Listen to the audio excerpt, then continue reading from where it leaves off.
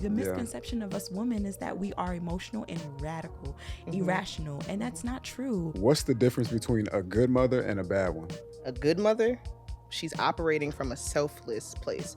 A bad mom, typically there are all types of excuses. And sometimes the foundation is she just don't want to heal. Is it possible to love your child while not liking to be a mother? Hell yeah. How has becoming a mother changed the way you see your own mom?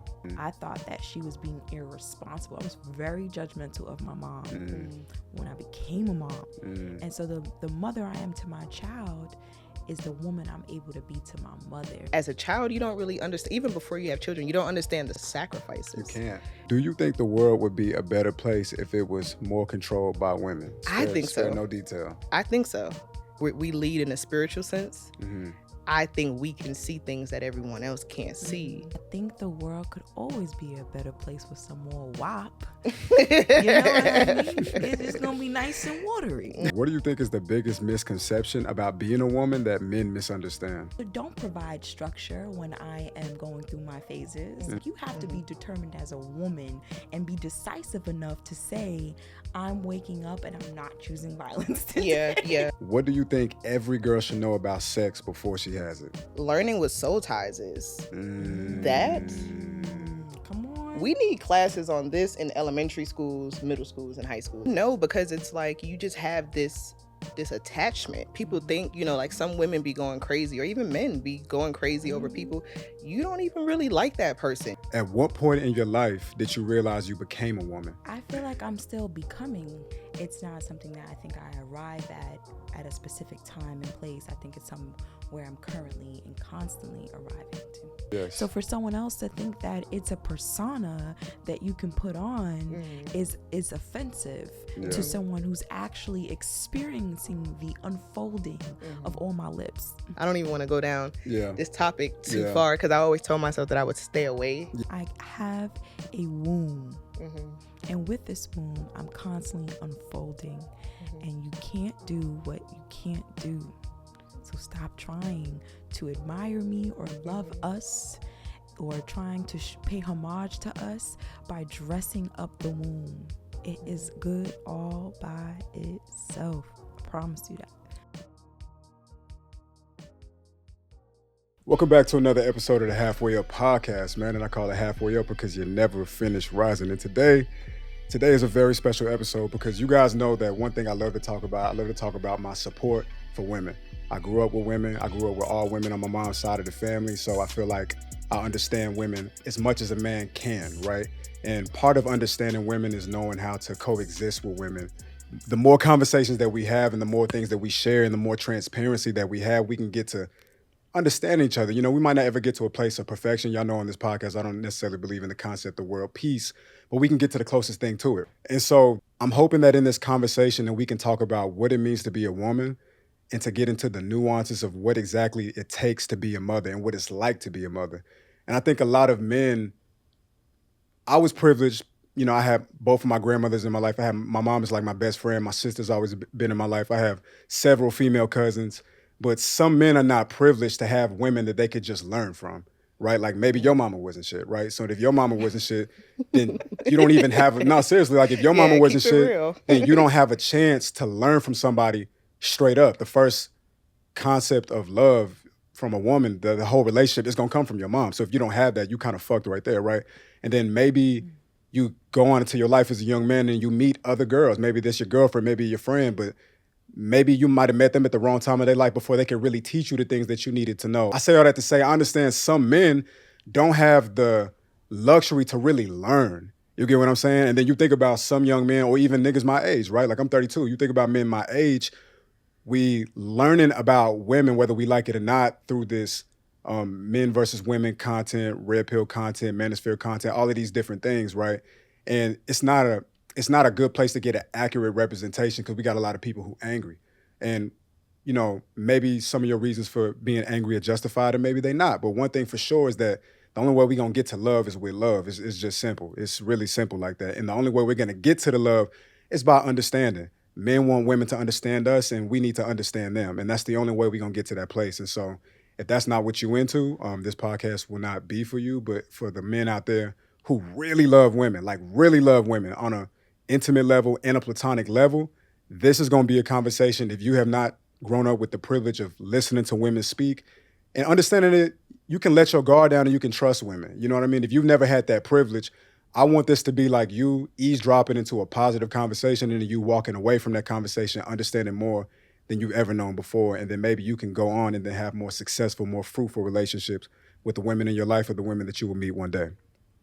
So now that I set the table with that, I would love for these ladies to introduce themselves before we get into this conversation. So I'm gonna start with the lady to my right. Please introduce yourself. So, hey everybody. Hey, you guys. I am Carell, known as Really Carell, across all platforms. I'm a mother, nail tech, life coach. You know, I wear many hats, but yeah, that's pretty much me. You know, I'm a fun time. Okay. You know, the basics. So Yeah. I'm Giving glad. Earth Goddess. Yeah, Yes, for sure. very much. Black girl magic. Yeah. And for you? What's up, you guys? I'm Rebel Jones, and I'm also known as Monique Rebellion Jones on. I'm proud to say this. I'm an author, so I'm known as Monique Rebellion Yes. Jones on Barnes and Nobles, Amazon, Damn. and Hugo, and I'm super excited.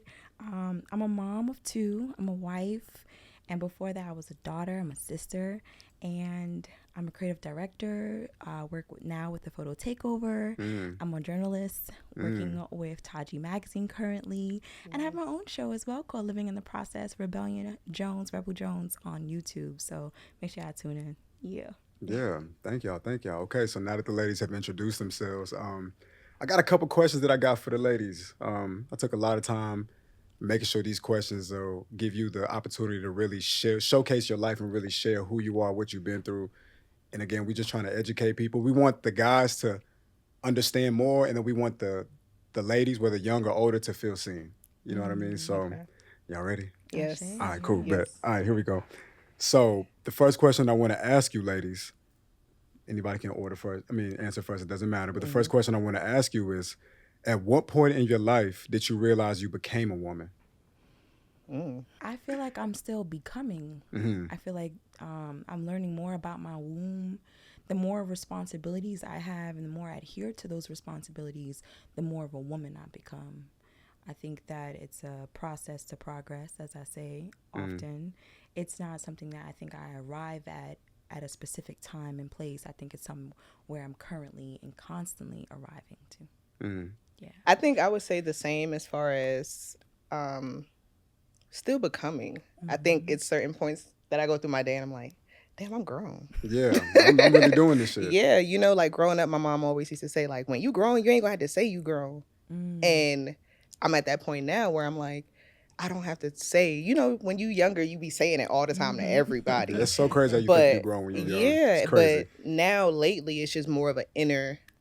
It's like it echoes, you know, in my inner world. Like, damn, you really grown now. But I think the moment for me was when I became a mom. And it wasn't even in the like very beginning. It really wasn't until I went back to work and I really was like working, taking care of my daughter, doing everything. And I'm like, damn, I'm really a woman. Like, you know, making better decisions, stuff like that. So, but I think it's still a becoming, you know, because who I am today, I wasn't even this person last week. It's almost like it's a ever growing thing. No, for literally. Like, for real. You could have known me yesterday. And I'm like, bro, you didn't know me for real. Like, for real. Truly moving like a moon phase, like Yes. going through phases. Yep, literally. Yep. So, yeah, I think it was more so when I became a mom. Yeah. What is the dopest part about being a mom?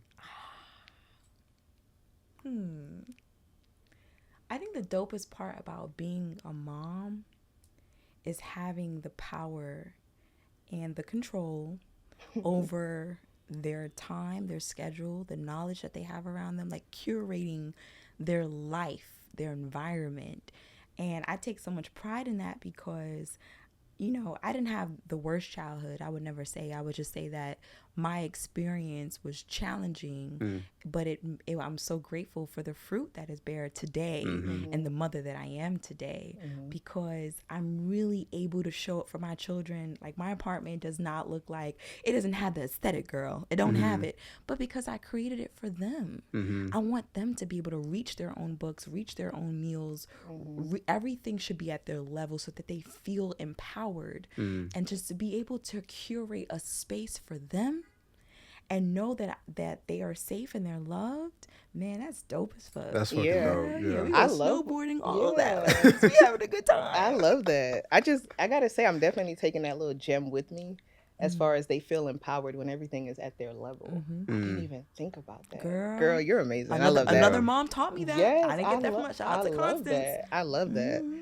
I think the dopest part is being my daughter's favorite, like being her favorite person. Like, if there's like, you know, you go through life, we all done been through some stuff where people didn't pick you. You know, you weren't the one that was picked. Yeah, for sure. So for me to know my daughter gonna pick me every time, it's a hell yeah for me. Like, I don't care what nobody's saying or what nobody doing, because that little girl, she want me. So, right. you know, I think that for me is chef's kiss. That's what do it for me every day.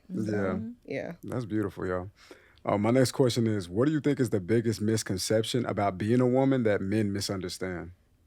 Girl, I'm gonna have to pass that one to you. The biggest misconception? Yeah, like, what is it that you think about just the experiences of being a woman that men overlook, or what is it about womanhood that men overlook, or you never seem to hear in full representation in conversations and amongst the things that you see on the internet or hear on the internet? It's like, these niggas still don't get it. Or like, if they understood this one thing.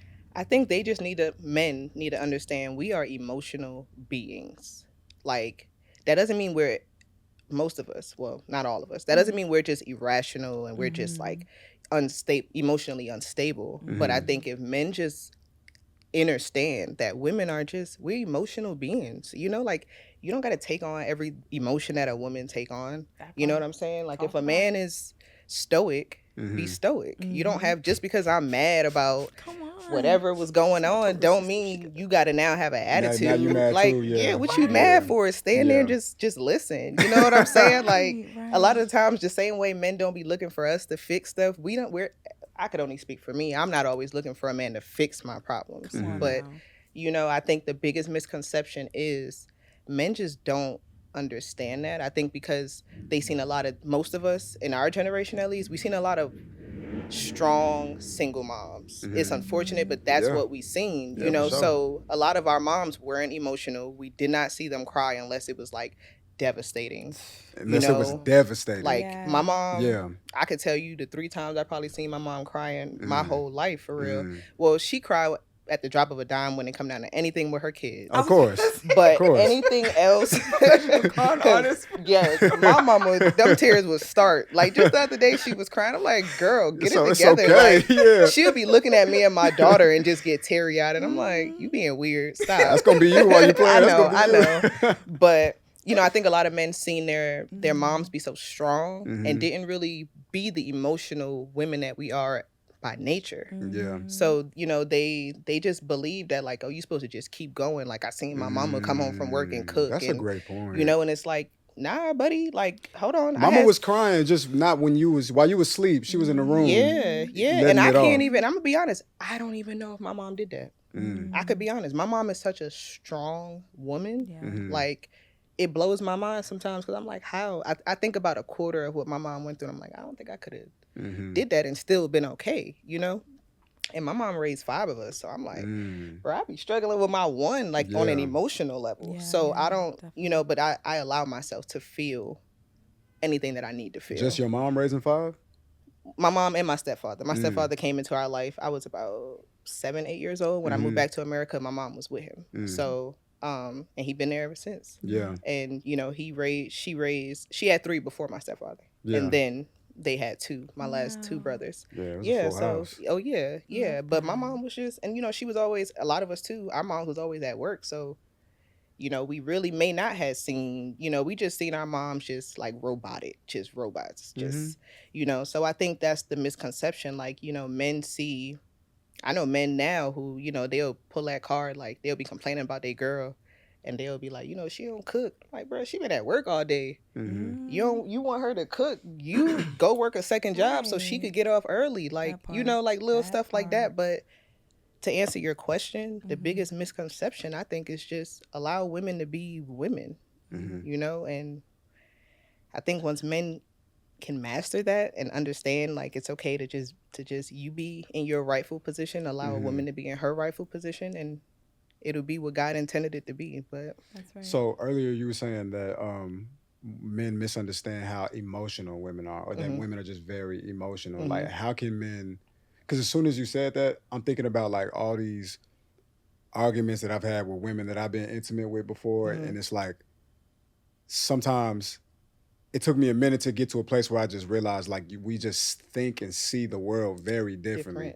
You know what I mean? And to your point, it's like sometimes I realize like it would be easy for me to get on the type of time that she was on. You know what I mean? Like depending on what it is that she was saying, expressing in that moment, and then you can get a little bit more mature and then realize like I don't have to match her at that level. I don't even have to take it personal that she feels like that. You know what I mean? I could just, like you said, stoic. I can just stay cool, stay calm, stay reserved in my position, and then things will kind of fizzle out versus kind of like join the fire with her. I was just gonna say, men don't even understand that. Like, a woman gonna chill. If you sit there and you just let her walk around, rant, do what she, at some point she gonna look over and be like, right. And she gonna realize, I can't remember what. It's something. It's a scripture in the Bible that says, "A soft word deters an angry heart." Yes, something yes, along those lines. Yeah.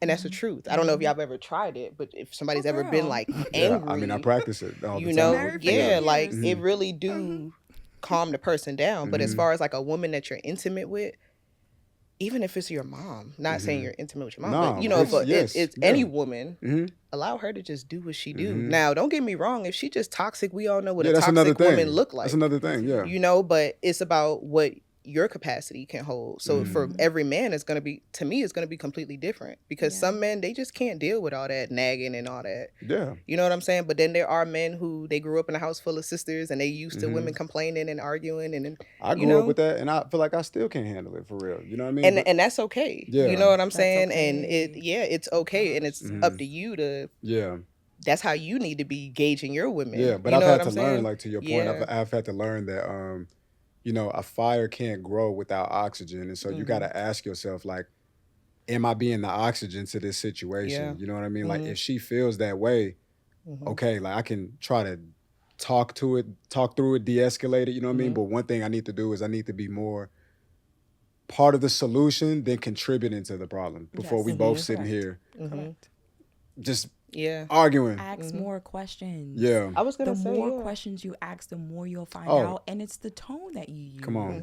Drop it on me kind of softly. If I'm angry, what's wrong with you? Instead, yeah, for sure.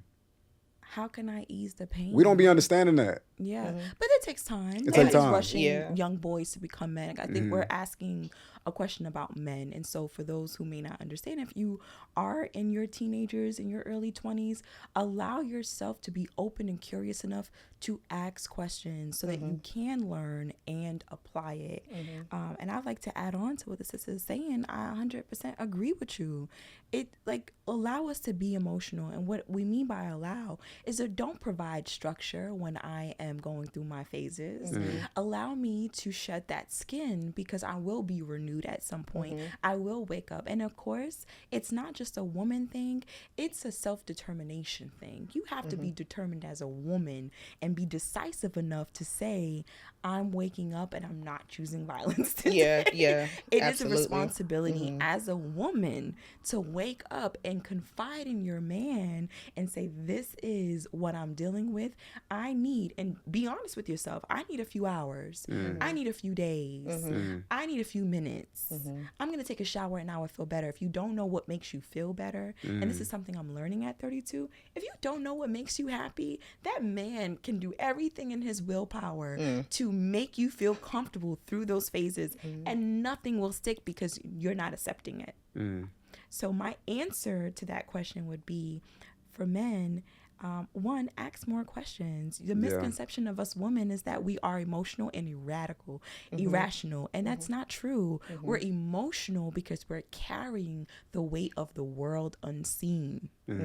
We are your power. We are your manifester. So if you're coming to us with BS, we know what you need, but we have to decipher it through those phases to get you where you need to be. And that requires compassion, empathy. Right? I might want my space, but I don't want you to stop loving on me. Yeah. My space means don't ask me about what's stressing me out. Instead, provide me with the solution to get me out of that. Yeah. You know, and for many of us now, we see on social media, it's all about the bag. No, I don't want no bags. I'm good on the bag. I don't want no bags. I don't want no bags. All right? I want a couple commas. Yeah. Right? Enough to take care of myself and the people who are in need of that enlightenment. So 100% the misconception is that we're emotional and irrational. We're emotional and capable, but please don't bring anything for us to do in those seasons. And even just to kind of add on real quick, Please, to kind of give you guys an example, you know, most men, y'all carry the weight of the world on y'all shoulders in the physical sense. We carry it in the spiritual sense. The worlds are the same size. It's just the weight is literally the same. It's just and it's about, and when I say we carry the spirit, it's about the, you know, those women that are in their rightful positions as women. But just to kind of give y'all that example, you know, and men, and like what you said, men, y'all don't understand.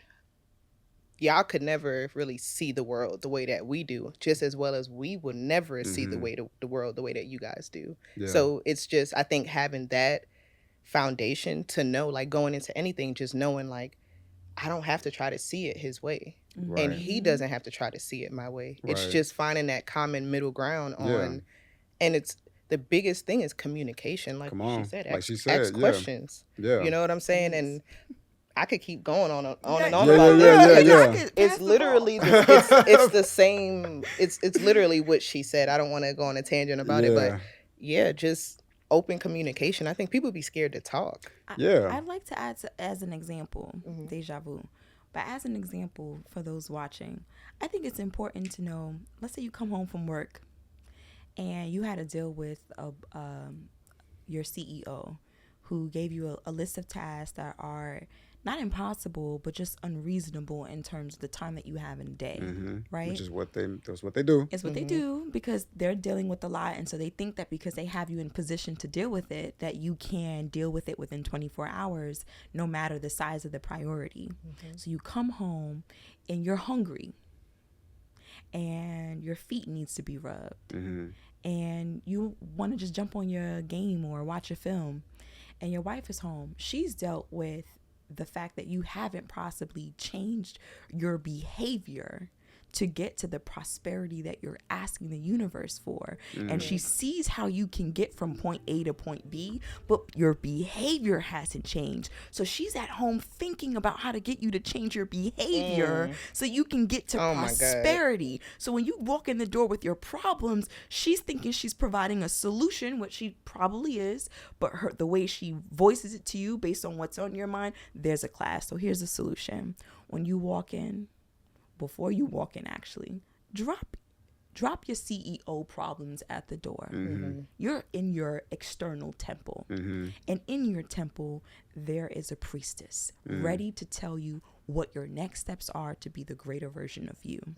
So when you hear her complaining at whatever tone, and again, this is not saying that we don't need to work on the way we communicate, but just validating the women who are watching this and saying, when you approach each other, remember your mission when you were together.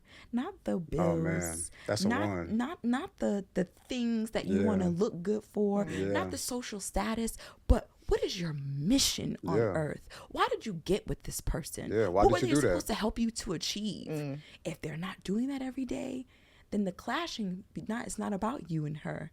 It's about the things unseen. It becomes about the external. It becomes about your money, your bill. The bills and stuff are like placeholders to the real things that you're supposed to be achieving. So the example here and the solution is, the example is having two different perspectives on prosperity and support and partnership. And then how do you effectively communicate and reach those action items day to day? That was beautifully said. Before we move on to the next question, I always say all the time, the first step on the ladder gotta be questions. You know what I mean? Like communicating, like when you having a difference of opinion, when you arguing, when shit is hot, regardless of the situation, first step on the ladder has to be questions. It cannot be like how can we expect to get to progress or get to the solution if we don't talk about things? You know what I mean? And so more to the piece of what y'all was both saying about men not understanding that women are emotional, like understanding like you need to do your part in seeking clarity through it all. No matter what you do, always be seeking for the clarity. And it might not always be easy, you know what I mean? Because sometimes when you got somebody who like on fire at the moment, maybe it's not always easy to not get caught up in the burn of that, you know what I mean? But as a man, you should try your best to, because at the end of the day, y'all need each other, you know, and you have to ask those questions. You can't expect to possibly really understand, because if you thought she was crazy and you thought she was an idiot, you wouldn't be with her. It's just that simple. Right. What did your first heartbreak teach you about yourself?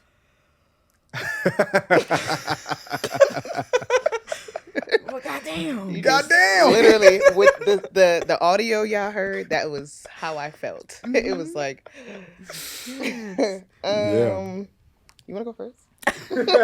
You took it last time, it's only right. Wow. What did my first heartbreak teach me About yourself. about myself?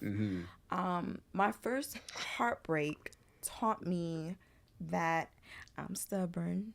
I can be very decisive about what it is that I want. And when I was younger, I didn't understand that there were alternative ways of getting what I wanted. If I were to just sit back and allow the outcome to be an experience versus a curated scene that I had thought about over and over and over again. And so I was dealing with this guy, and we were young, and like you mentioned earlier, in your teens, for some reason, we swear to God, we older. Like, we got this shit back. The audacity is crazy. Oh my God. Insane. Insane. I can't wait for my daughter to get there. She'll be like, girl, sit your... right now. And so my heartbreak told me, like, Monique, it's okay, Rebel, it's okay to be in a space where you might have an idea of what you want to happen, and to truly, like a frisbee, let it go and then get in position to receive and experience what you say you want to happen, and truly see the details that you might not have thought about because there are other people involved. And in that relationship, I was so hung up on the fact that he was Dominican, and so he probably wanted girls who looked a certain way. And I was, being an African American Black girl, I loved myself, but I didn't know how to not love myself until people started to treat me a certain way. And the people that I liked, that I was infatuated with, their opinions, the things that they liked about me became everything that I liked about myself, but it wasn't true. And so it taught me, one, don't be stubborn. Don't cling and attach yourself to things or ideas about yourself through other people's perspective, because it can be temporary, especially when you're open and welcoming change. Ooh. See, mine ain't so polished, my answer. I can answer that in retrospect. Okay. However you want to answer. I think it taught me that, like, I don't take no shit. Like, from back then, I was like 19 when I got my heart broke for the first time. And I left. It was like, it is what it is, and I think looking back, it just taught me how strong I was. And I didn't even know how strong I was at 19. Like, I didn't know my strength as a young Black woman growing up, in this world that we live in today. I think it just, in retrospect, it just taught me, like, I've been her. I've been this person, because I'm not going to say that I deal with heartbreak the exact same way today, but yeah, just looking back at all of it, and this is actually kind of funny. That boyfriend is actually the only one that ex-boyfriend is the only one that I could sit in a room with today and be cool with. And I actually just realized that, like, because I do his sister's nails. And I had went to their house like last year or the year before last. And because they live together. So I had went over there just to hang out for a little bit, really with her, but he was there and I seen him and I was kind of anticipating like, how would this go? Yeah. But it was actually cool. It was cool. And the irony of it is the apartment that they live in is the same one we lived in, like the townhouse that we lived in when him and I were together. Like the exact same one? Yes. Wow. I'm like, and I'm in there and I'm kind of just like, this is nuts. This is like so nostalgic, but it had showed me how far I came. And I think that's why God even like, you know, put me in that situation. And even when my homegirl come in, his sister, and I do her nails, I always ask, like, how your brother doing? You know, he had some stuff going on. And every time she came in, I would just ask, like, he good? He back to himself? And, you know, so it's kind of crazy because I hated him at a certain point. For real. No, for real. And now I'm like, okay, well, maybe in 10 more years, I'll be able to be cool with this ex. Like, you know, like, no, for real. Maybe. But, you know, it broke me so deeply. And it taught me my strength because I thought that was the end of me, man. Talk about I lost like 30 pounds in like 2 weeks, literally. And I'm like, this is crazy. Like, I was losing myself. It taught me my strength. To answer your question, it just taught me how strong I was. Because I think a lot of people minimize heartbreak and they don't take it as serious, and you know that literally like your heartstrings literally break. Like I remember going to Google these things like heartbreak, you know, your heart be broke, like how to heal how you get over this shit. How do you become okay again? Drug I gotta take. For sure. No, heartbreak is real. But real quick. No, for real. But you know, it just even like now thinking back, like I thought that shit was the end of the damn world. So you know, and once I did that and kept going and I had another heartbreak, I'm like, and I'm gonna be honest, it set the foundation for relationships. When I say that, I mean, I know no matter what, I'm gonna be okay. Like, I don't get me wrong, I deeply want someone, but I don't need someone the way that I used to. You know, like I could be okay. I'm not gonna be one of them single women that's like, you know, and it's no shade to any of the single women out there that is, you know, 40 plus, but I don't desire that, so I'm not gonna have that. But I just look back and I'm like, yeah, that shit set the foundation moving forward. And I'm not even finna be like, I don't play, you know, it just it is what it is. It's something that I'm proud about, you know. Yeah, you should be. I think for a long time I felt guilt, you know, and because people made me feel guilty for it. Even relationships after that made me feel guilt for being so like standing on your business. They say stand on your business now, but we been standing on our business. I was about to say I've been standing on it ain't had a term, but I've been 10 toes down by myself, you know. So yeah, it just taught me my strength, and that's something that I take with me everywhere I go now. And it wasn't just relationships that it helped me with anything. If anything hurts me, anything throw me off, I'm like, shit, I went through that. Yeah, I could get through this. It's not gonna kill me the way I think it is. You're not gonna fall apart. It's like, damn, I don't know what to do with myself. It's like, nah, like I'm gonna continue to move forward. I remember like my first miscarriage that I had. I remember that relationship. I thought back to it like, girl, you made it through that, so you're gonna be good no matter what. Like, you know, so it taught me a lot. It taught me a lot being 19, and I was with him for a few years before we had broke up, but.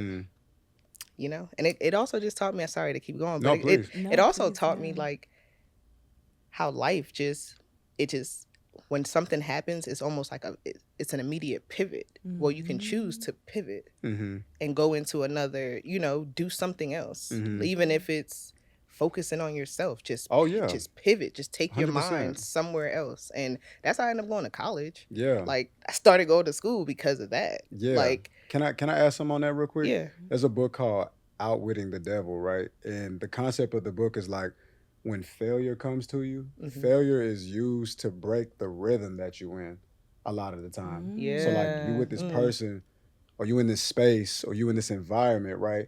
And like when you get ripped away from that, you don't like that shit and you hate it, right? Because it's the world that feels most comfortable to you at the moment.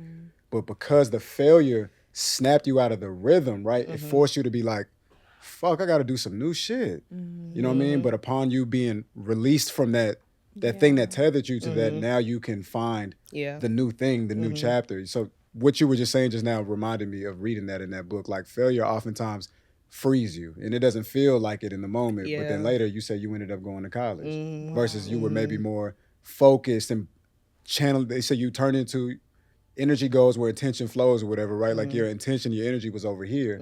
You were released from that. So, okay, well, where else can I put it in a productive way? Well, I say I went to college, honestly, and I wilded out in college. But, you know, like, I found myself a lot more when I went, you know, living in the dorms. It was crazy. That was a crazy experience. But I would have never done that if that man ain't break my heart. So, for sure, because you was comfortable.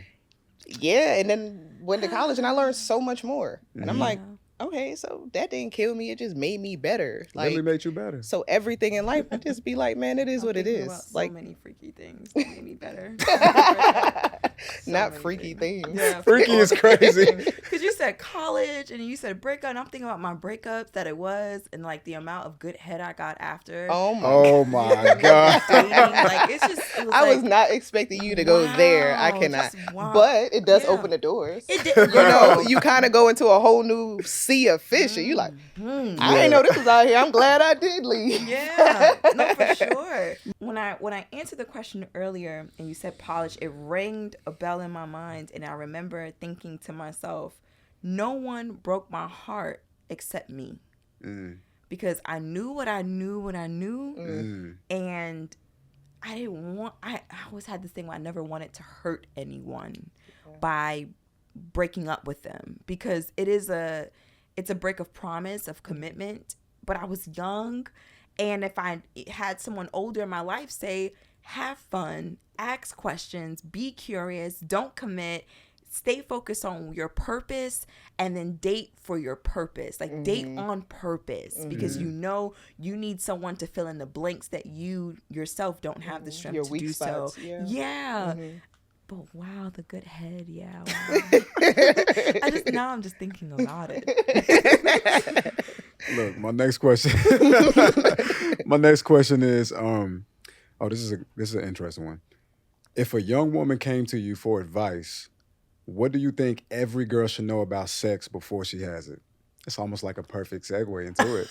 Wow. It's almost a perfect segue.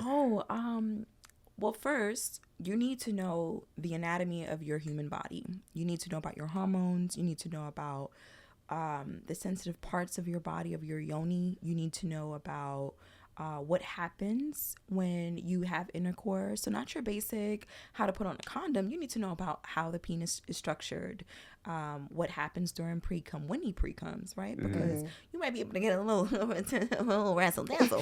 You know what I mean? Before you slip on another tent, right? So laughing at myself. But 100% know your body. Take time to masturbate. Oh my God, because I won't get into that, but I will say, like, know your body, masturbate with your body, know what turns you on. Don't give anyone else the power to know what turns you on, because you'll learn later that during sex, you are 100, each individual during intercourse is responsible for what turns him on. I don't care how much muscles he have, how well he's groomed, how good he smells. You have to feel sexy and good, and you have to exude that wop. Okay, as they say, it doesn't come from your attraction to a man. It comes from your attraction and believing in yourself. I mean, you have to have your mind right. You have to, like, what is heaven if not, you know what I mean? Before you open the gates, you got to know what's going on behind the scenes. Yeah. Before you be like, oh, you gotta be like, okay, well, you know, you got the office manager here, you got, you know, all the different parts that happens within the woman body. You have to be the first one to know how it functions, when it's telling you that you don't want sex, and that's okay when it tells you you don't have to be on your menstrual not to want sex. Your body's going through a phase, and during that phase, you do not want to welcome anybody into the gates of heaven, because they might get some hell out of that, or you might attract hell out of that, because there's a negative space that your body as a woman goes through to release the things that no longer serve you, to welcome space for new. So know your body first, know what turns you on, so that you can usher the person you want into your body with ease and grace. 100%. 100%. Thank you. I love that was your go-to. Like, no, 32 seriously, learn. because I was gonna go on a tangent, but being that that's what you covered, I'll say the biggest thing is learning what soul ties is. That Come on. we need classes on this in elementary schools, middle schools, and high schools. And I know we say elementary schools, you think that's young, but it's really not. These kids is wild. But soul ties, I think if I knew then what I know now, I wouldn't have been with most of the men that I've been with. And I'm not saying that as if I've been with a bunch of men, but a lot of them, no. Because I didn't really understand what you're like when sex is such a sacred energy exchange. And like, think about it. You create a whole life. Like, can we take a second to realize, and for parents, we got physical representation to look at and be like, that was just because I had sex. Like, what the hell? Yeah, made all this. But on a deeper level, I think they said like sexually, and don't quote me on this, but I think they said like it's about 7 years that person stays with you, even if y'all are no longer sleeping together. That's a long time. That's a long ass time. I had to think back to myself, like, okay, so who dropped off? Like, who's no longer on the list? Like a credit score. It's like, hold on, 7 years, who done dropped off? No, but score went up. But the intimacy that's created, and then I think just now knowing all that I know, it's a very scary thing for me. Knowing that like you soul tying yourself to somebody, even just outside of being attached to them for 7 years or however long, you now take on their energy. I was just about to ask you, can you tell me from your perspective, how do you know you have a soul tie with somebody? How does that show up in the feelings on a day-to-day basis or a month-to-month year? What does that look like? For me, my belief is the minute that you have sexual intercourse, there's a soul tie. There's a soul tie. It's not about a condom, no condom. It's you now have a soul tie because as women, we're a portal. So you have allowed a man to penetrate you. So that's where that soul tie is created. Now, how deep that soul tie can run, that's all person to person. But because it's like you just have this attachment. People think, like some women be going crazy or even men be going crazy over people. You don't even really like that person. You just soul tied to them. You've been having unprotected sex with them for how long? You know what I'm saying? So people don't even realize a lot of these relationships will be over if people really understood soul ties and how to disconnect yourself from somebody, because you don't have to necessarily wait 7 years.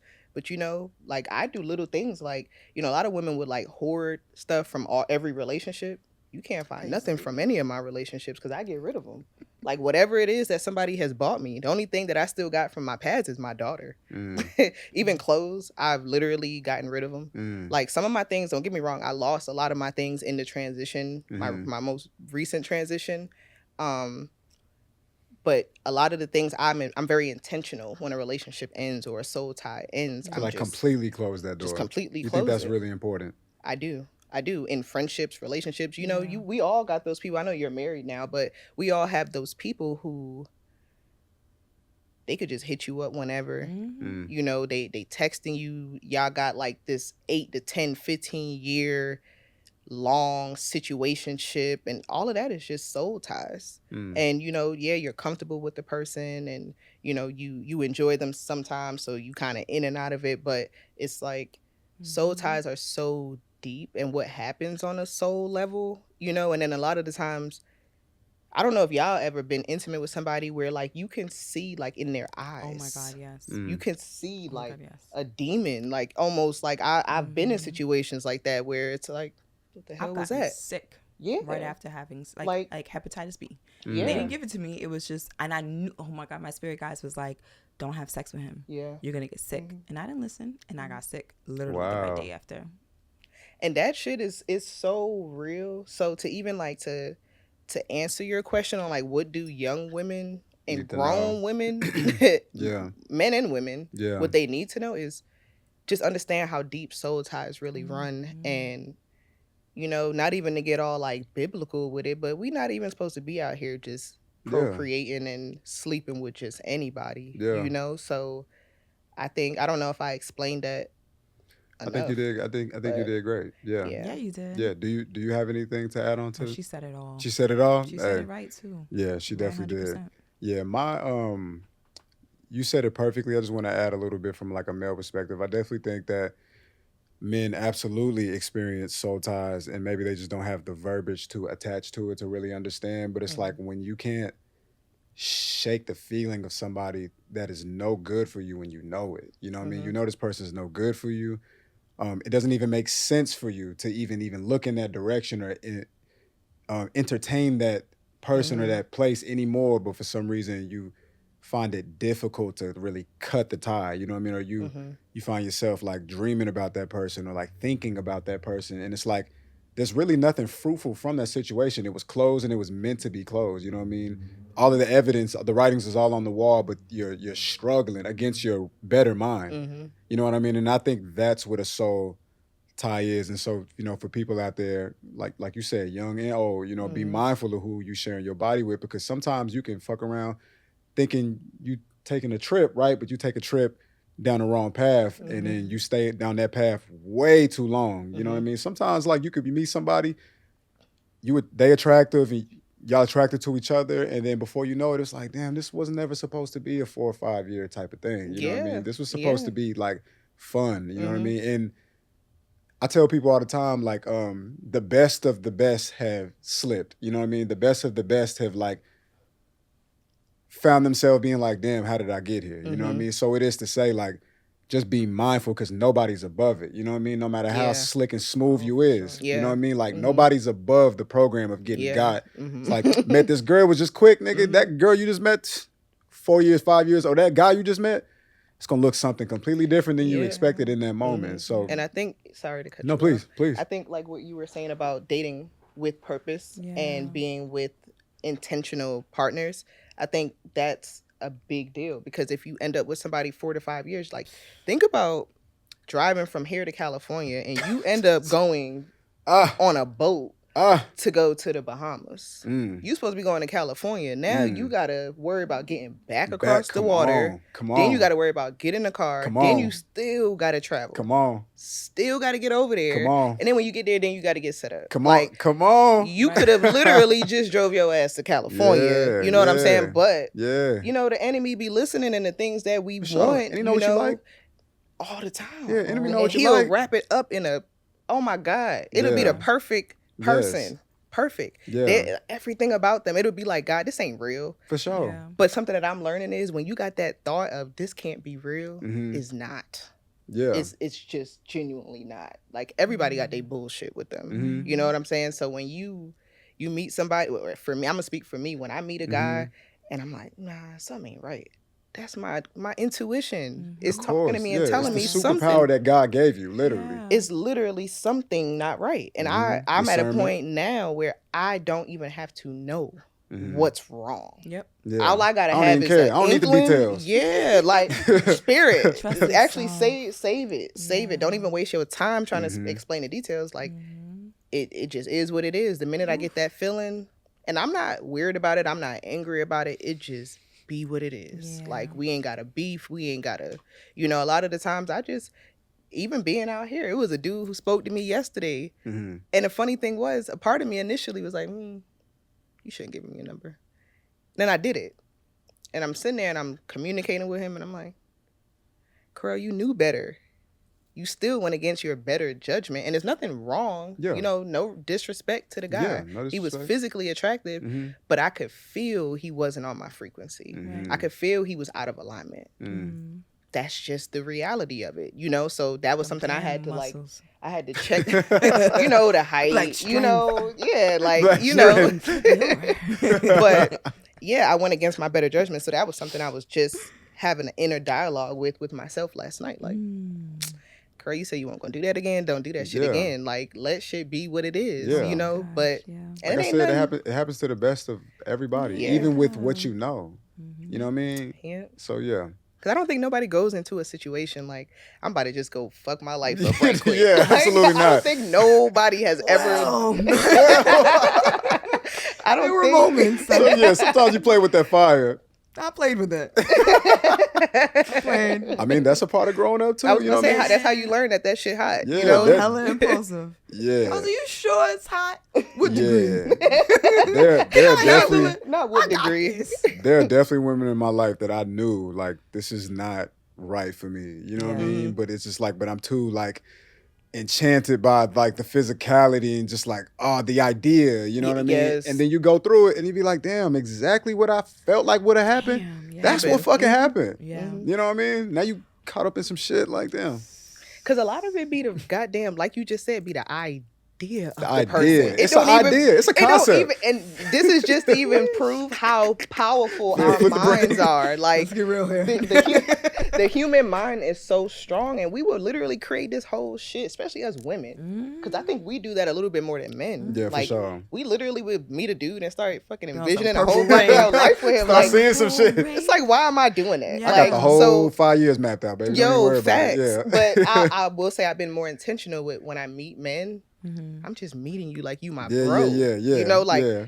like bro, you just my bro. bro, you my bro. Until further notice. For But you know, sure. it really just like I try not to fantasize Mm. men no more, no relationship. Like I think about my marriage that I want, but I Mhm. don't think about like if I meet a good looking dude, I'm not like, Yeah. oh, I'm about to spend Don't get my ahead of life. yourself. Yeah, Yeah. exactly. Mhm. I'm learning to be more present Yeah. in the moment, just enjoying it for what it Mhm. is. For and what it is. if it turn into something cool, Yeah. if it don't, cool. Cool. You know, just keep Yeah. going. But yeah.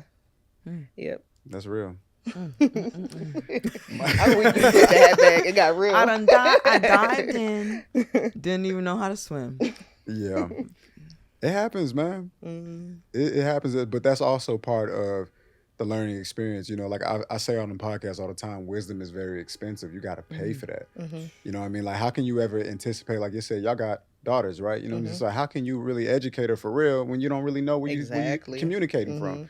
So that experience is valuable. Mhm. You know what I mean? Because Yes, it it could is. it could save a life. Yeah. You know what I mean? Mhm. That is that is so true. I actually recorded a video about that on my platform about when I was like, I don't even know how old I was, like 7 or 8, and I fell off a bike because my grandfather never taught me when you're going down a hill, don't hit the front Oh brake. boy. So Oh, I made a for post sure. about that, and I was like, you know, you go through things, and now I could tell y'all to remind your When kids, you're going don't down hit that that. hill, don't hit that Yeah, brake. and I went over the handlebar, bumped, like I had a huge bump on my head, huge.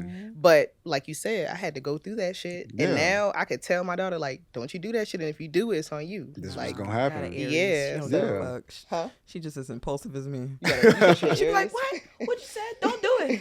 Don't do it. Yeah, don't do Don't it. do it. I'm on there. See, my daughter a Libra, so I know I'm gonna have to give her reasoning on every goddamn thing. I'm gonna have to Right. be like, girl, Girl, To break it down. just trust me. this is the good, this is the bad. You decide what you want to do, sis. But why? But if I do it this way, can I do both? Yeah, can I do both? Yes. What if I do a little bit of this? Yeah, I could see my daughter doing that. That's definitely a Libra thing. Like Mm. they just want to play the middle. My next question for you ladies is, what's the difference between a good mother and a bad one? The ability to remove self Mm. from everything. Break that down. A good mother, she can remove herself. She's operating from a selfless place. I hear a lot of moms. Okay, I hear a lot of moms who they just can't do it. Mentally, emotionally, physically, spiritually. For me, there's no excuse. That's just how I look at it. So, a bad mom, typically there are all types of excuses. Mm. And sometimes the foundation is she just don't want to heal. Mm. That's just how I look at that, you know? So I give grace because I understand that everybody's on different paths, and all these children who may have quote Amen. unquote bad moms, Amen. that's just their just where that's they their at right walk. now. Yeah, Yeah. that's their walk. That's what they have to go through to get to whatever God purpose is for them. Yeah. You know, but for me, the moms that I consider great moms are the women who are selfless. There is no question on if it is what it is. It's black and white. There is no middle ground on, can I do this? Am I gonna do this? Yeah. You know, I look at a lot of moms and I'm like, you could have done that. And granted, you know, sometimes they say when we see, like, we project what we would do in their situation. So I try to always remember that, like, okay, is this projection, or do you know for a fact that that woman could have done that? So when I'm able to identify that you had more than the ability and capability to do it, and you still chose yourself, that's when I'm like, I can't respect it. You know? Yeah. But I would add on to that. That's 100% accurate. I mean, I relate to it. I agree with you 100%. I think that to add more context to it, I think that a bad mother is in agreement with what you mentioned about being selfless. I think that the structure of what you want to do versus what you all want to do, what's best for the unit, I think you have to think as a leader, and a good mother is a leader. She's willing to look at what's good for everyone versus what just is good for herself. And even though in pop culture today we talk about self-care, but we see what the propaganda is. It's surrounded around buying products or engaging in activities. You can take care of yourself by laughing and tickling your children. Yes. Because the laughter that you have with your children makes you feel good. It does. And that is a unified way of taking care of yourself. Did you laugh today? Did you take down your guard of protection and providing and nurturing, etc., and say, I'm just going to watch cartoons with my kids? We're going to lay on this floor with our legs kicked up, and I'm going to integrate my being with their being, and I'm going to laugh today. That's taking care of yourself as well, right? But it also allows your children to be fulfilled by your laughter and joy, because they are the ripple effect of your existence. Oh, wow. So if you're sad, but you put them in a happy corner, guess what they're going to do? They're going to be sad in a happy corner. So I think the difference between good and bad is merely what you said, of course, and adding to that, saying it's your decision to see yourself as whole. Not I'm mother and their children, but that we are family. And as family, this is my position. And if you're hungry, I cook for us. If you're thirsty, I give us water. It's an extension of you. And that's my take on it. I think bad mother is operating out of fear. Good mother is operating out of will. Yes, absolutely. That was beautiful. Yeah. I think that leads really good into my next question, which is it possible to love your child while not liking to be a mother? Hell yeah. Shit. Hell yeah. There are days when I just want to be Monique, the creative. I want to stay in the studio all day. I want to be on my laptop or Milanote, just curating my ideas and making it come to fruition. However, kids want macaroni and cheese. They want it baked. They want a certain kind of cheese. They want a Capri Sun to go with it, but I'm trying to keep them on the green juice. We operate in the business here at this point. So 100%, sometimes I don't like the responsibilities that come with the title of being a mother, because in moments when I have to think about the unit, I sometimes want to just think about coloring and listening to my mantras, shout out to Tony Jones, listening to Tony Jones. Love her. Talking about that currency. Yes. Okay, so I can get my mind right. Or just, not to be too vague and too vulgar here, but sometimes I just want to get my nut. Knock on the door, mommy busy. I'm trying to throw it back, all the way back to 1993. So those are the moments that I don't particularly like being mommy, because once they call my name, it's like I'm like, what you want? But not when the ass up, face down. It's hard. I'm trying to please multiple people here. Hey, that's real. Yeah, that's real as hell. I think it is possible to. It is possible. It is, because there are moments, like she said, the responsibility is like, bruh, please, somebody. Some days I'm sitting around, I'm like, where is your mama? Where's your mama? Where is she? Is she coming anytime soon. Like, she was supposed to be here about a year ago. Like, meanwhile, you know, I'm looking in the mirror like, let me go make these damn eggs right quick. Like, you know, but it is times, like you said, like me being a purpose-driven woman, being so in alignment, you know, there's always something that I can do. I'm not one of the people who's like, I'm bored. I don't remember the last time I said I was bored. Yeah. Oh my God. That's even crazy to even think about. Yeah. Because just a few years ago, I'm thinking about a conversation I remember I was having with my dad, and I was telling my dad on the phone, like, I'm bored. He like, you bored? You bored? So then if now, when I be telling him I'm overwhelmed, he like, oh. Yeah, all right. Yeah, so you feel me now. Yeah. But yeah, I think, you know, I don't have any down moments, but there are times where I'm like, damn, I just want to edit this video right quick. Like, I got so many videos, and my daughter come in, and it'd be great. Then she come in screaming, and I'm like, those moments. Like, please. Yeah. I'm like, you know what? And then sometimes I'm like, I'm going to still post it because, you know what? I'm a mom. This is real life. This is what it is. Real talk. So, you know, Real or sometimes talk. I'll just cut that little piece out where she come in there acting crazy. But, you know, there are times where the responsibility, but my situation's a little bit different than yours. I know you're married. For me, I'm a single mom. So I don't really have nobody in the room that I can be like, go with your daddy right quick. Right. Like, just go for a second. Yeah. You know, like, Shift I don't the have attention. you know, I don't have that yet. So it's like, now, you know, my daughter's going on like a little breakaway with my family for a month. So I'm like, I'm looking forward. Since I became a mom, I've never had this much time to myself. I don't even know how this is gonna play out. You know, I'm trying to live like 2019 version of myself. Yeah, congratulations on you that, know, for real. What? On having that time to yourself. Yeah. I'm like, wait, but Yeah, thank you.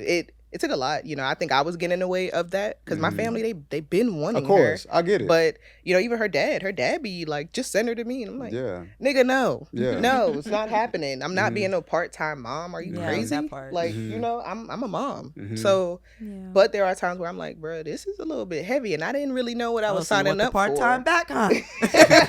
Sometimes, listen, there were times where I'm packing her bag and I'm like, bro, you about to go to your daddy for real. Like, I'm about to just send you real quick. Like, I'm not gonna lie, like the first year when she turned 1, I was like, I might send her. You know, after I was on breastfeeding and all that, I'm like, I might send her to her dad. But you know, it's too deep in the game though. Listen, it's too deep in the game. I feel like I had her, so she mine. You know, I gotta do what I gotta do. So but at the same time, the resilience and the strength that I've gained in this past almost 3 years, I'm like, damn, there is nothing or nobody else that could have taught me what she has taught me. Wow. Nothing. There's nobody. God himself couldn't sit here and be like, this is what you need to know. Right. No, I needed Abigail to do that. Like, the discipline that I got, all of that come from her. So I needed to be stretched and worn thin the way. That's also why I won't send her, because I'm like, I might lose my damn mind. Yeah. You know, even when she went to visit my aunt for 2 weeks back in like March, I was late to work. I wasn't recording content because I have such a structured schedule in between her. So, you know, we wake up, do our thing. She go to daycare. Sometimes I record. Then I go to work in the salon, leave the salon. Then I go home. I might record some more, might get on a call. But it's like, at what point does this even, where's the balance? You know what I'm saying? So, yeah. She going up there, and I'm a figure this out. And this time, I'm being structured and disciplined for real. Like, I'm not being lackadaisy like I was before. I gotta stay where I'm at. It's funny because she's that glue, but I want to see that I can do it without her. Yeah. Not that I want to, but I just want to see what I just want to see what the I gotta see. I gotta see what this feel like, what it look like. So, yeah. Yeah. That was nice. I wish them best experience for her too when she was away. Yeah. Oh yeah, she loves my family. She loves them. She FaceTimed them when she came home in March. She's been FaceTiming them ever since. That's she's 2.5. Yeah. Talk about call Ia. I'm like, girl, first I'm about to get you your own phone because I got stuff to do on my phone, and you want to sit up on my phone for 2 hours just looking at each other. I'm like, girl, looking at each other because they don't be talking. All vibes. They just breathing in the phone. They'll put the phone down and she'll walk away. I come in there and she on the other side of the phone. Over there. I'm like, can I have my phone back? We still talking. I'm like, yo, I got stuff to record. Like, come on, get off my phone. But that's real love, though. Yeah. My next question is, I'm really interested on y'all's perspective on this one. How has becoming a mother changed the way you see your own mom?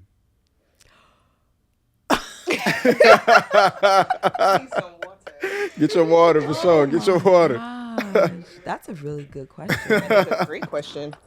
My Wanna go mom, first? yeah, my mom was a single parent, and she had me at 20, and she had my sister at 25. We moved from New York to Selma, Alabama for about 5 years. It's a big change. Huge change. Loved it. Then we moved back to New York, and we dealt with the New York system of single parent households in terms of getting housing and getting the proper support for food and shelter, etc. And I've always just wanted my mom to thrive for some reason. I just wanted her to thrive. I just would look at her and be like, come on, let's be great. And she's a Pisces, I'm a Taurus. So according to our signs, I'm like, I'm the reason for her to get things moving. But she is who she is. She wants love. She wants a garden full of love and affection and whimsical experiences. And I didn't understand that. I thought we were just moving around a lot. I thought that she was being irresponsible. I was very judgmental of my mom. When I became a mom, even with my partner, there are still things that I had to learn and accept through my child's words, from her words to my ears and understanding. I reflected and was like, wow, Mom, like, it's not about 50-50. You give, I take. I give, you take. It's about I give and I keep on giving. And so the mother I am to my child is the woman I'm able to be to my mother because of the gratitude I have for her. My mom and I didn't always get along. And it came from bitterness, the lack of support, the lack of love, like mother on mother on mother on mother. And I just came from a mother to mother event with my husband's side of the family, including my mom, and I invited her. And she was in such bliss. And I want that for her. I want her to see that other women don't compete, that they're not comparing, that women just love being, and that if we are competitive, that we can turn that into something positive and useful. Yes. And today, to answer your question, today was the day I realized I have to water my mother differently. Because the way that I treat and love my mother will be the way that my daughter love and treat me, if not better. Come on. Yeah. Come on. That was a bar. You know, I got bars for You bars. did. You got bars. Focus out right now.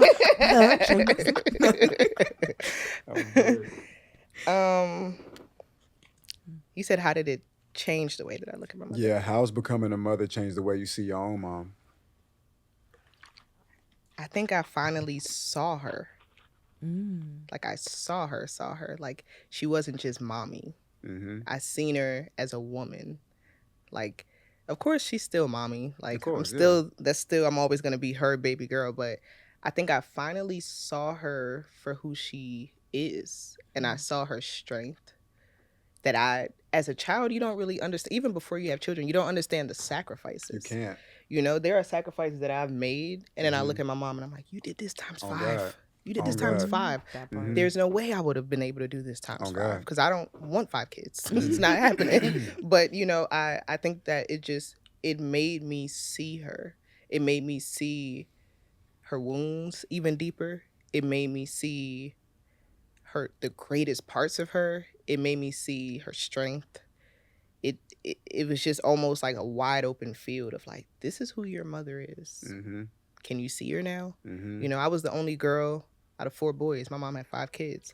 So for a long time, you know, I kind of just felt like I was just kind of just in the folds. You know, like that's how I felt. Everyone else says that I was. They got different perspective on it. Yeah, everybody swears that I was spoiled. You're the spoiled one. That's so interesting. But I'm the only girl also, so everybody had to interact with me different. Everybody had to treat me a little bit differently because even aside from being the only girl from my mother, I was also the only granddaughter in the family for like 12 to 15 years. I didn't even have no female cousins until I was older. And even on my dad's side, I'm not really that close with all of the family. So, you know, it made me just view life just completely different growing up with all brothers, all boys, you know. So I was definitely, to me, I was kind of just in the folds. Like I was just kind of there, That's how I felt. You know, my older brother, him and my cousin, they're the same age, so they had each other. Then there was me. Then I have a younger brother after me, and he kind of was always to himself. And then I have two younger brothers. They're like Irish twins, so you know. And I didn't have nobody to kind of. I was kind of just going with the flow of everything that was going on in our house, and I would go away with my aunt and spend time with her. That was the closest thing to a sister that I had, that I have.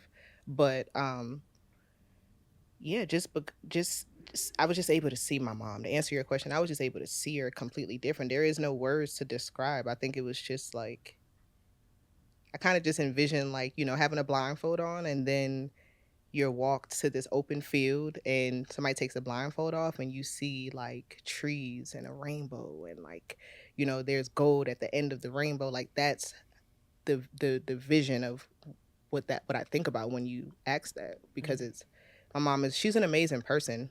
For like you said too, me and my mom, we grew up clashing hard. I mean, to the point where it was just like, I don't even want to be here, you know, but now I just have such a deep appreciation and a deep awe for that woman. It's like, how the hell are you even still going? You know, like I be ready to crash now. I'm like, and you still going. You still amazing at everything that you're doing, you know? Yeah. And my mom has her flaws, you know. I think as we grow and we heal, we're able to identify like, okay, this is why she's like this, you know, and it gave me grace. Like it taught me grace and have more compassion for my mom. And just understand her, you know, like, because if I was her, I probably would have made a lot of the same decisions, you know. And then I look at certain decisions that I did make that I didn't know my mom made. Oh my God. Like it's certain things, like even becoming a single mom and how it happened. My mom, but I didn't find that out until after the fact. And I was like, damn, that was just embedded in me to just be that strong woman. It just, it is what it is, you know? But yeah, it just taught me to just see her and to just, just to know she's a woman before she was a mom. Yeah. You know, she was she was a female. She was a woman, a little girl before she was a mom. Yeah. Yeah. And that she is. She's a Virgo. So, you know, that lady crazy. But yeah, Virgo's crazy. Yeah. Shout out my Virgos. Virgos are crazy. Yeah. Virgos are crazy. Shout out to Virgos. Shout out my Virgos. I grew up with a lot of Virgos. But yeah, it's interesting getting older and humanizing your parents. You know, you said something earlier. You said you could probably count on one hand, or like maybe 3 times you saw your mother cry. You know, it's like being a kid and seeing your parent be like, I always looked at it like, you know, my mom was like the closest thing to God in physical form I ever really knew. You know what I'm saying? Then you get older, you start to develop your own relationship with God. But then as you get older, you start to just really realize like, oh shit, like there's a whole person inside of you. You know what I mean? There's so many things that you couldn't show me, and so many things like you was telling me no. And now I understand why you said no, you know what I mean? And you said I couldn't hang out with them. Now I understand why I couldn't hang out with them. You wouldn't let me be with that girl, and I understand why you wouldn't let me be with that girl and shit. But at that time, though, single mother too, you know what I'm saying? At that time, though, I was just like, you just want my life to be hard, you know what I mean? And I don't understand why you do the things that you do, you know what I mean? I don't understand none of that. And I'm just like, can't imagine just how hard, it's like, it's low-key, children ain't shit, bro. And it's fucked up because it's like, it's fucked up because like this person is expending every resource humanly possible to make sure you just got it. Right. And you bitching and crying and complaining. And you're like, it's not enough. Right. It's not enough. Right. You know what I mean? I don't got the new Jordans. And because even think about it, like, I'm not in the financial position that like I know that I desire to be in. But I think about this all the time. Like, if my daughter was coming up to me asking me for $50 every weekend, granted, now I probably could because I have one, you know, it's just one. But back then, and then having 5. 5, yo. You know what I'm saying? Like what are we talking about? Like, how was... That's 5 birthdays. Like, I'm thinking, trying to do the mental math. That's 5 quick, Christmases. Like, come on, gang. And let me tell you, my mom, I'll never forget. This is the most random thought, but I'll never forget. Our living room was maybe the size of this whole room. Man, I'll never forget one Christmas. We lived on Dumont and Bristol in Brooklyn. We walked in the living room. Yo, I lied to you not. It was gifts in the whole living room. We couldn't even go in there. Like, we had to, like, take a gift, pass it, take a gift to get to the tree. Wow. Like, so how did my mother do that with 5 kids? Yeah. I mean, granted, my stepdad was there. Of course, but still. it's still like, how are y'all doing that? You know? Right. So it's crazy to me. But I think about that all the time. The times where I would ask my mom, let me get $20. I want to go to the mall. She like, girl, I ain't got no money. How you ain't got $20? Budgeting. The ignorance. But then now, the audacity. for real. Like, I be thinking, like, you know, when I'm trying to do stuff, I'm like, I couldn't imagine if Abby was in my ear right now talking about she got prom coming up. Girl, sit down. That Then you part. talking about you want a $700-800 dress. You better go on Fashion Nova. Like, no, I wouldn't do my girl like that. But no, it's in all seriousness, we were very ungrateful. Like, I probably would have choke slammed my ass. I'm surprised my mama didn't, because I was wild. I was very selfish. I didn't understand life. I didn't understand parenthood. For so sure. now, Shout out you to know, mommies. Yeah. Facts. This chapter of my life is all about like trying to make both of my parents feel seen and just trying to let them know it's like, hey, like sometimes I just tell my dad or my mom, it's like, I'm not mad at nothing that happened. You know what I mean? Like, I'm not mad at you, or I don't like. Yeah. I don't like what's the word? Like, I don't, you know, I'm not mad at you. It's okay. Like, I know, because one thing you realize about your parents, like your parents kind of sometimes, I don't know if y'all experience this, but you kind of realize your parents you can feel the guilt on them sometimes. You can feel for sure. the disappointment in their being sometimes. You know what I mean? And they do it real good, like keeping it low, but we getting stronger, so we see it though. Yeah. You know what I mean? And sometimes I just gotta let them know, like, I can understand how that situation probably might have made you feel like you failed as a parent, but I want to let you know I'm straight though. Yeah. So a lot of my time I try to just spend just giving back in certain kind of ways, because especially my dad, because when I see him, I just see somebody who just, because I look no further than yourself. I came from you. You know what I mean? So then it's like, oh, you probably carrying a lot of shit. And those things kill people realistically. You know what I mean? They turn into different things in the body. You know what I mean? So these days I just try to let them know, like, hey, shout out to you. I fuck with you. So I appreciate you. Yeah. My next question is, I didn't know you were married, so this next question might not apply to you as much, but if you got some on it, feel free to. But how do you go about dating as a mother? I'm extremely intentional. It's hard though.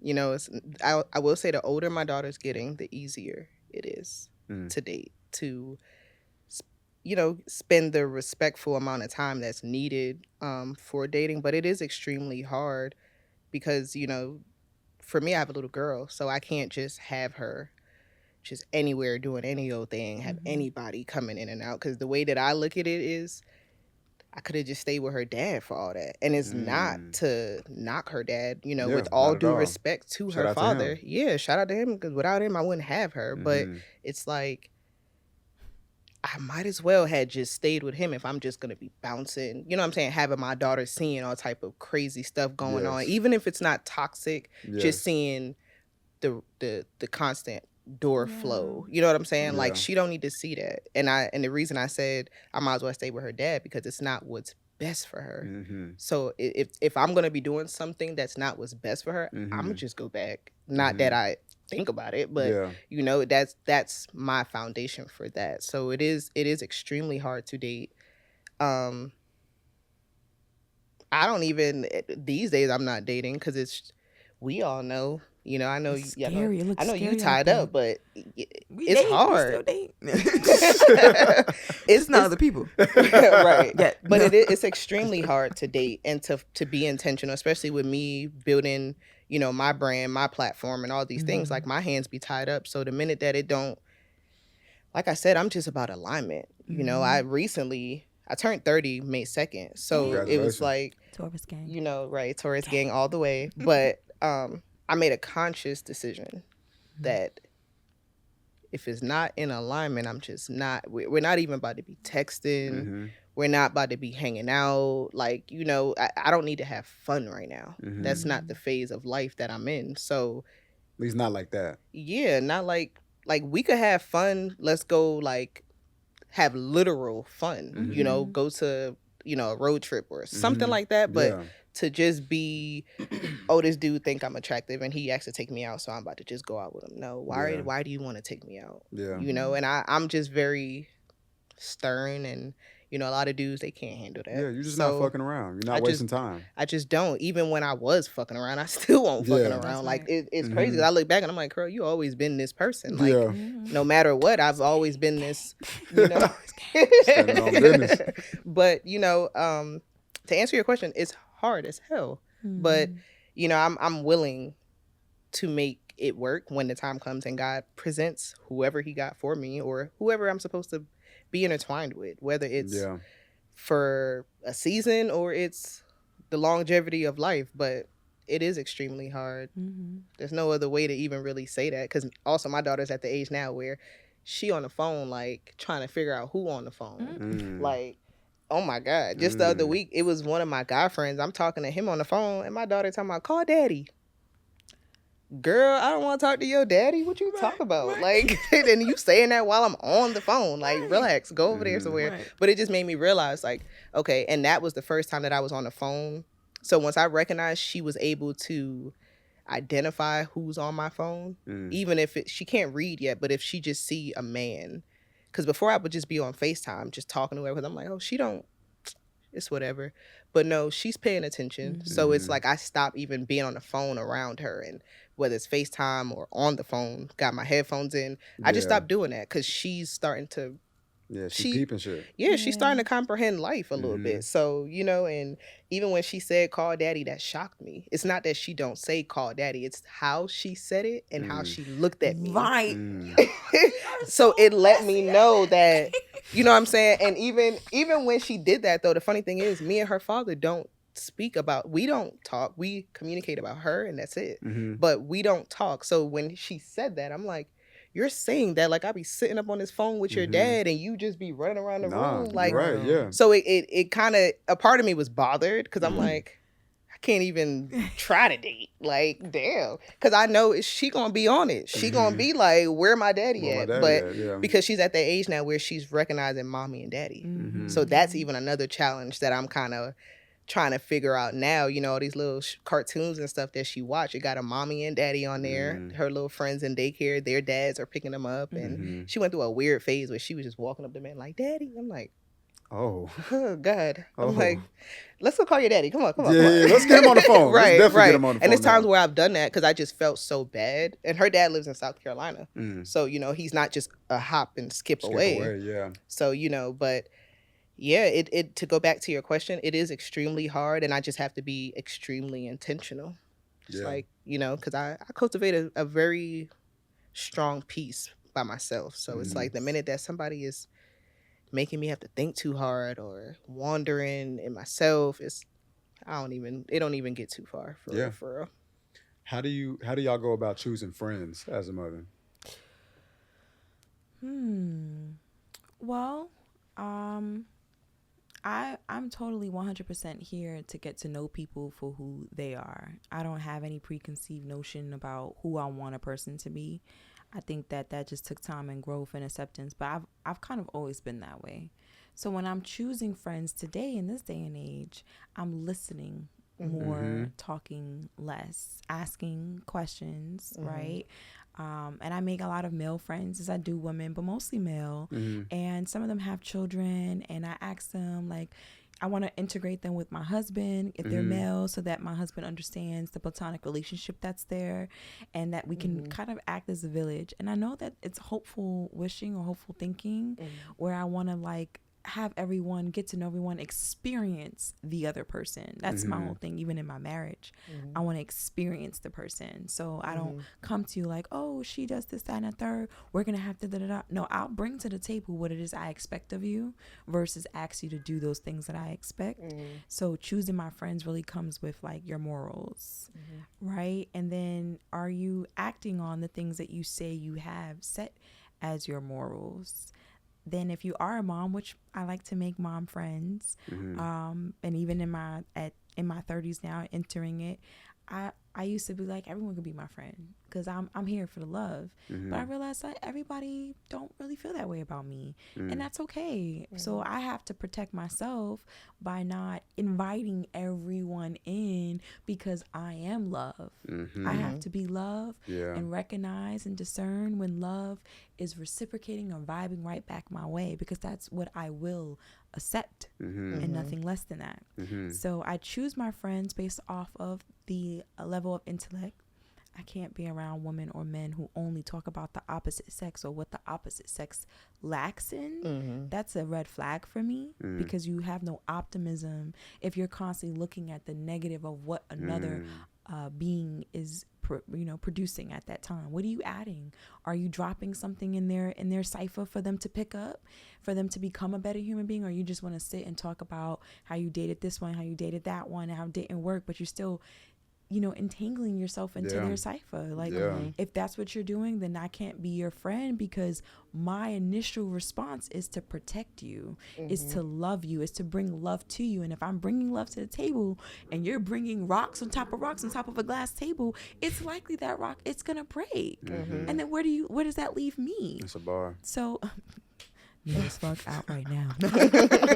No, but yes, I choose my friends based off their morals, and I listen to them, and I ask questions, and I allow the time. Like, I date my friends. Let's go out for brunch, or that's important, man. 100%. Like, That's I important. want to get to know you over food, but I also want to get to know you. Like, oh, if you tell me you're a nail tech, but if we just met and you're like, I need more creative direction to show off my stuff, and I got the skill, oh, baby girl, I'm going to use that skill. I feel like using people is a key. And people don't feel good about the word use. Yeah, they just got to change how they see it, though. Utilize me. Utilize, yeah, absolutely. I don't know how long I'm here for. I'm useful. Yeah. I don't want to just be in your spaces to listen to your business. I'm not even, first of all, I don't even have the wherewithal to listen to people's business without contributing something. Even if you're like, hey girl, I want you to listen to me. And then at the end, tell me if I'm crazy. Then I'm like, okay, cool. I'll listen, and I listen with an unbiased ear. I'll put myself in your shoes, etc. But I choose my friends according to their morals and their actions. If you're saying you're going to do something, you got about 2 weeks to act on it. You got 2 weeks. And I'm going to push you because we all need each other. But to a degree, if you still rolling back with fuckboy, and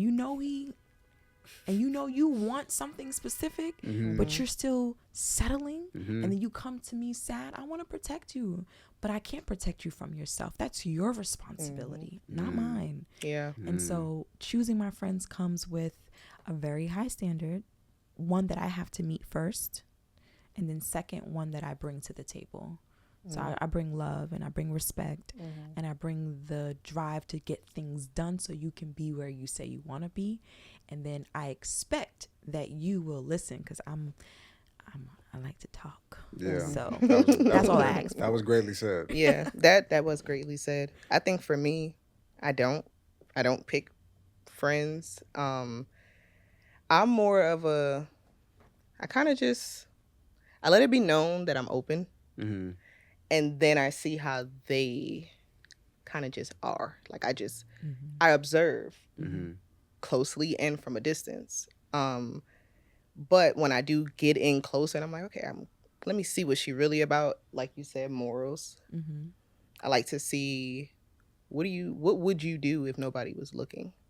How would you handle a situation if nobody saw how you would handle it? Is it just in you to just be a good person?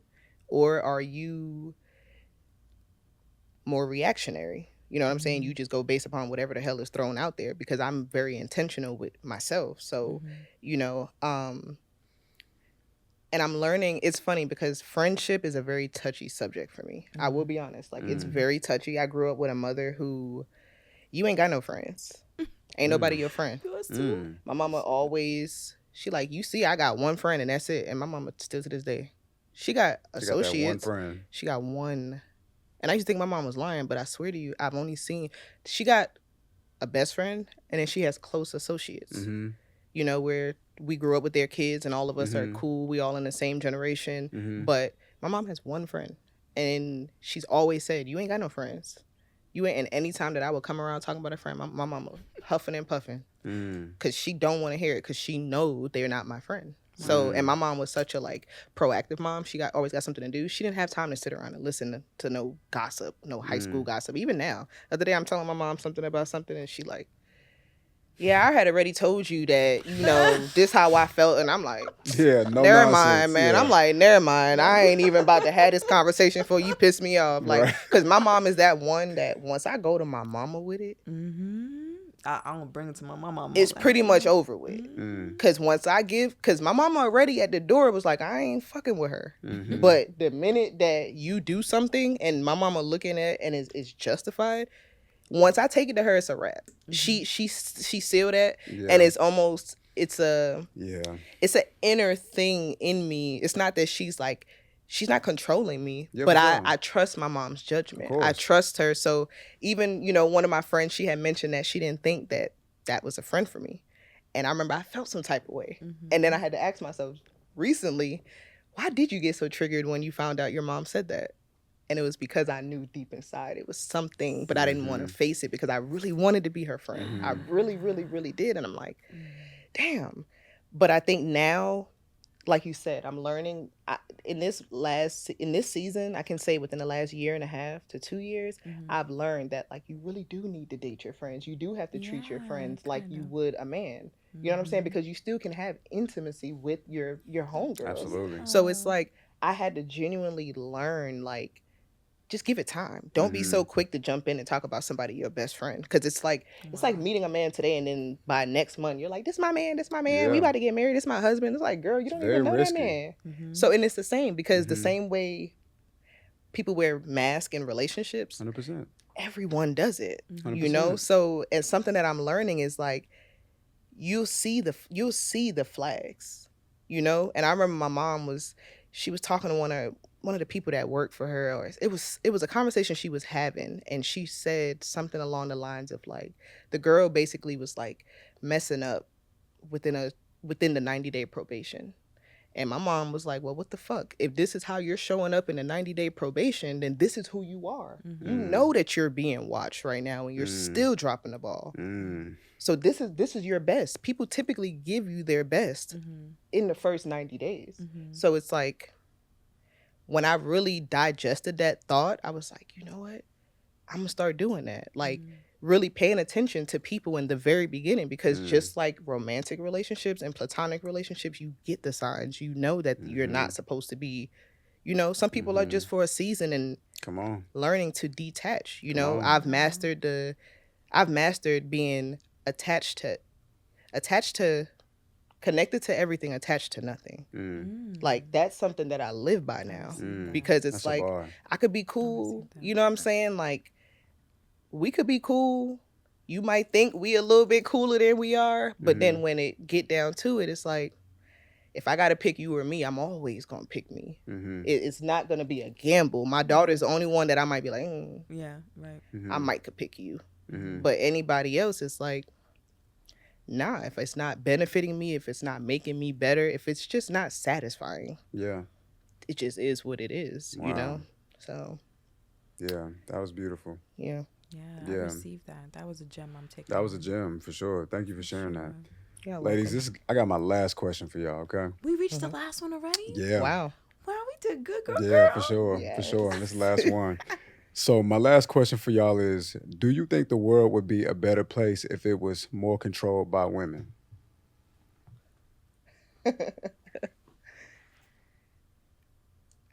I think so. No detail. I think so. Because of what we talked about at the very beginning about women are, more, we lead in a spiritual sense.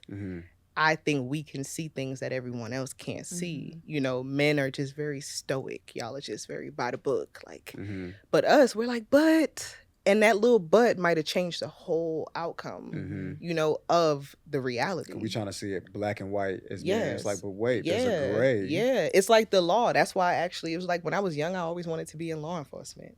I wanted to be like, I'm gonna be a cop, then I'm gonna be a detective. And then I got old enough and I'm like, because I it's a little bit of gray. Like me personally, I'm black or white.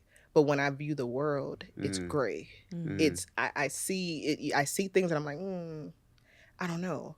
like I got to see more. But for me, I know me. But when I'm looking at everybody else, I'm like, there's a reason. There's understanding. You know, like I know for a fact I can never be a judge because I'm not hitting that gavel and sending somebody to jail because I know what your trauma did to you.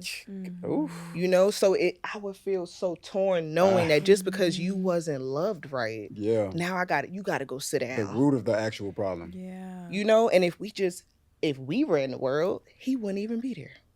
He wouldn't even be before me in the courtroom. You know, like that's just how I view the world. And it's hard to see things like that because most of the world is like, nope, he did it. 100%. He did that shit. Yeah. But for me, it's like, why? Why did he do that? Yeah. You know, but Man, that was powerful. Yes, it was. I received that 100%. I think the world would be a better place if we told the truth more. And we showed up for each other in a way that was honest. You don't want to do something, you say no, you move forward. You want to do something, you say yes, you move forward. You're not sure what you can do, you give it a try anyway, and you see it through.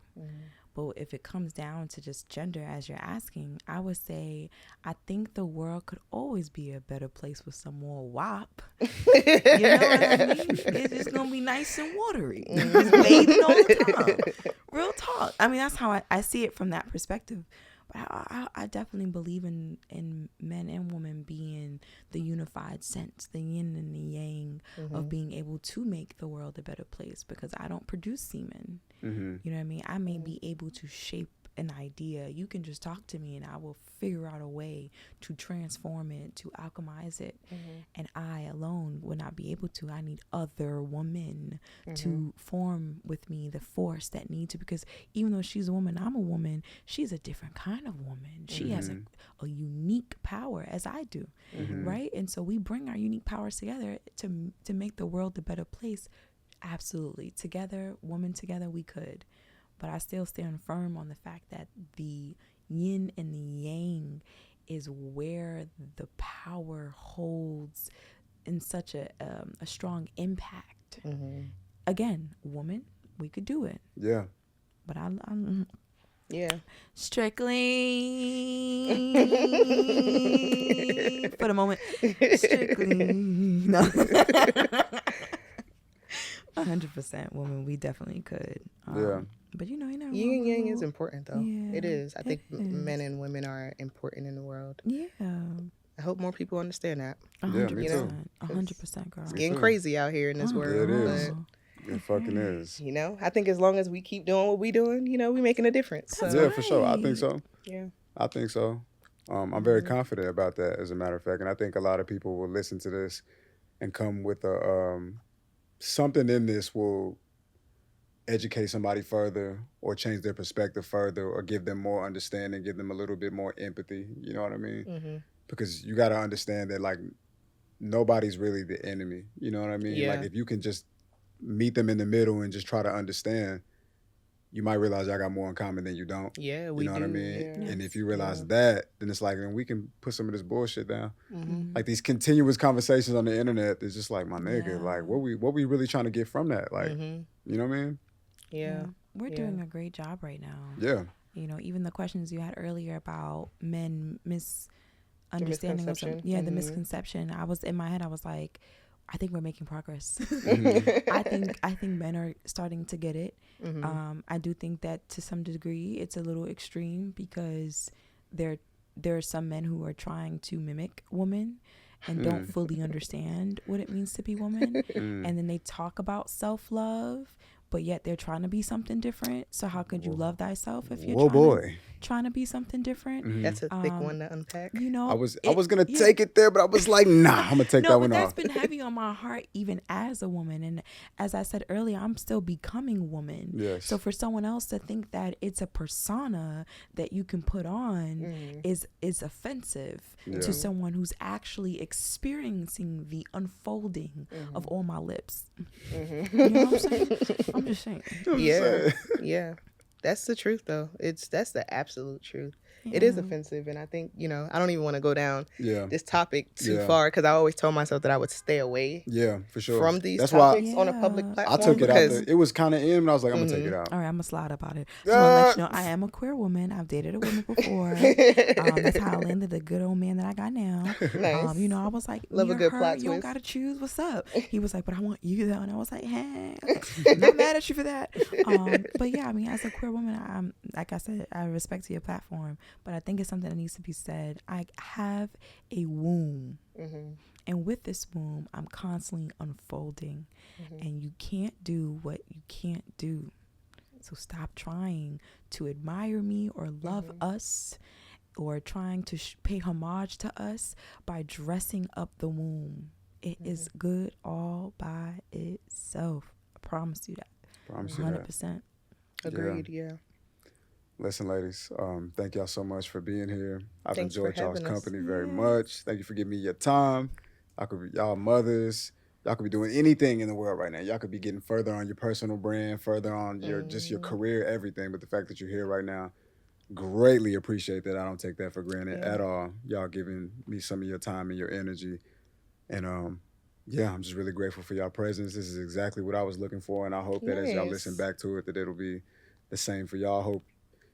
I just want you to feel represented well through this. You know what I mean? Yeah, I appreciate that, and thank you for your time as well. I think it was pretty cool to be here and to meet Rebel. I think that was amazing. Let's do this again. Likewise. You listen, Yeah, for sure. I'm right across Broadway. Yeah. I'm right there. Yeah, and it ain't nothing but a little skip to New York for me. For sure. So yeah, I would definitely be open to it. Yeah, so please tell the people one more time where they can find you, how they can connect with you, and how they can help you with whatever it is that you're doing. So you can find me on all platforms at Really Carell. Follow me, interact with me. I'm in the process of just building my empire. So, check me out. See if you resonate with me. If you do, join, because we going places. That's right. We doing big things. So you might as well catch me while I'm, before I blow, because at some point I ain't gonna know nobody, okay? But if you're not getting your nails done, don't talk to me. Facts. Pretty soon it's gonna be VIP, My sure. clients already letting me know, like, look, girl, they don't even be wanting to tell nobody about me because they like, I need to have an appointment when I'm ready, secret. like, but yeah.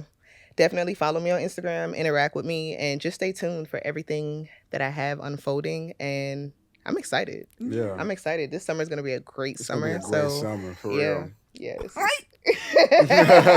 about you? But yeah. Well, you can find me on Instagram at rebellion__Jones. I have a book out called Nude as Fuck. It's a poetry book. It has graphic arts made by Maurice Mentor, also known as City Block Artist. Nice. I'm super proud of myself for the work itself. So by purchasing the book, you are supporting an artist, but you're also going to get some prophecy out of it, God willing. So there are lots of affirmation. It's not just self-indulging poetry. There's some stories in there that I think you might appreciate. A little rhyme scheme, rapping every now and then. Love it. Right there, you know what I'm saying? And then also I have a show on YouTube called Living in the Process to Progress. That's my little slogan right there. So definitely subscribe. It's free for now, okay? And more importantly, when you see this and you see the community that you're building, for us to sit on this platform, catch me in real life. Yeah. You know what I mean? I'm not but a text message away. Just as long as you're not a creep. My third eye can seek that very clearly. Indeed it can. Immediately. I can see it from a mile away. So catch me in real life. Let's link up. Let's do some shows. Rebel Jones. You already know what time it is. You already know the outro, the religion, the mantra, the spirit of the brand. Whenever I'm working, I will remember that done is better than perfect. And if I'm satisfied with my work, then that does mean that I'm living in my purpose. This is the Halfway Up podcast. Please leave a rating or review. Please support these ladies in all the ways. Get very familiar, get very in tune with what they got going on. Like she said, get it now while the price is what the price is. Because in a minute, your money's not going to matter. You know what I mean? Because you're just not going to have access. Yeah, because the price is going up. What DJ Khaled said? Yesterday's price is not today's price. So okay. Support these ladies however you can. Please get very familiar with their work. And see y'all next time. Peace.